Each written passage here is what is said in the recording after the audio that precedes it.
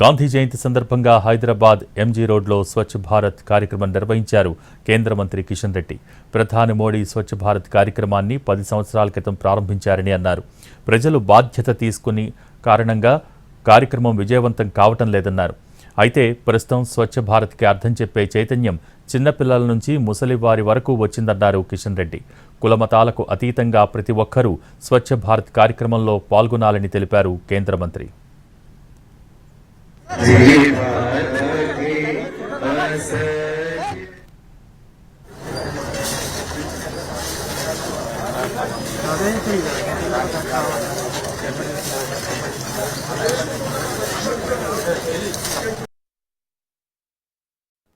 దేశవ్యాప్తంగా భారత ప్రభుత్వము మహాత్మా గాంధీ జయంతి ఉత్సవాలను ఘనంగా నిర్వహిస్తా ఉన్నాము.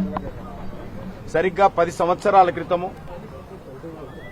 మన దేశానికి ప్రధానమంత్రిగా బాధ్యతలు చేపట్టినటువంటి నరేంద్ర మోడీ గారు సరిగ్గా ఇదే రోజు స్వచ్ఛ భారత్ అనేటువంటి ఒక కార్యక్రమాన్ని ప్రారంభించడం జరిగింది.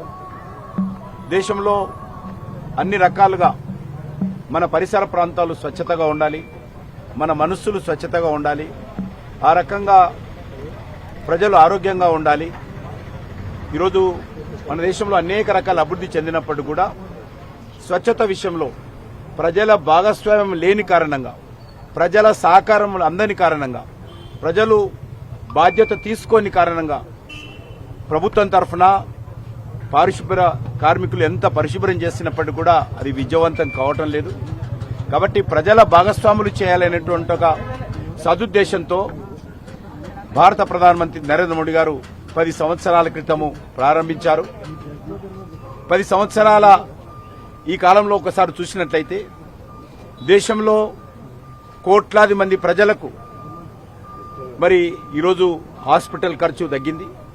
అనేక మంది ప్రాణాలు కూడా బస్తీలలో, స్లమ్స్ ఏరియాలలో కూడా శానిటేషన్ మీద దృష్టి పెట్టడంతో అది కూడా కొంత ప్రజల ప్రాణాలు కూడా ఈరోజు చాలా మందికి మనం రక్షించుకున్న వాళ్ళం అవుతాం.